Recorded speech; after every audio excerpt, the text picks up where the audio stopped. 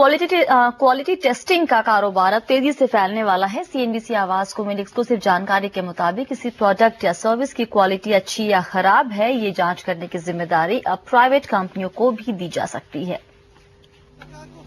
आने वाले दिनों में बाजार में ऐसी कंपनियां आ सकती हैं जिनका काम किसी प्रोडक्ट या सर्विस की क्वालिटी की जांच करना हो, क्योंकि सरकार अमेरिका और यूरोप की तर्ज पर क्वालिटी टेस्टिंग की जिम्मेदारी निजी कंपनियों को सौंपने की तैयारी में है। साथ ही निजी कंपनियां ही ये तय करेंगी कि प्रोडक्ट को बनाते वक्त कंपनियों को किन किन मानदंड का पालन करना होगा।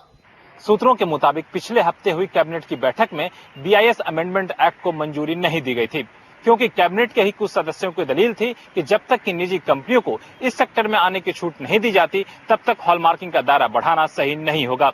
अब 6 अप्रैल को इस मुद्दे पर अहम बैठक होने वाली है। माना जा रहा है कि अगर सरकार निजी कंपनियों को हॉलमार्किंग की जिम्मेदारी सौंपती है तो क्वालिटी टेस्टिंग से जुड़ी कंपनियां तेजी से अपना कारोबार फैलाएंगी। साथ ही कई नई कंपनियां क्षेत्र में कदम रख सकती हैं। काफी निजी कंपनी जैसी भी आएंगी जो कि जिनका ताल्लुक जेम्स एंड ज्वेलरी से नहीं है या टेस्टिंग से नहीं है। उसमें हमें यही देखना है कि काम सुचारू रूप से चलता रहे, टेस्टिंग सफर ना करे, जो स्टैंडर्ड जिसके अंतर्गत हम लोग टेस्टिंग करते हैं या हॉलमार्किंग करते हैं उसी तरीके से करें।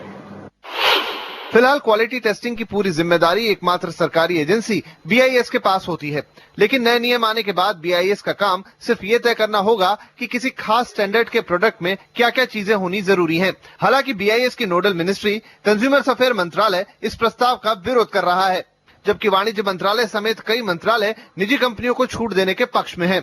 लक्ष्मण रॉय, दिल्ली।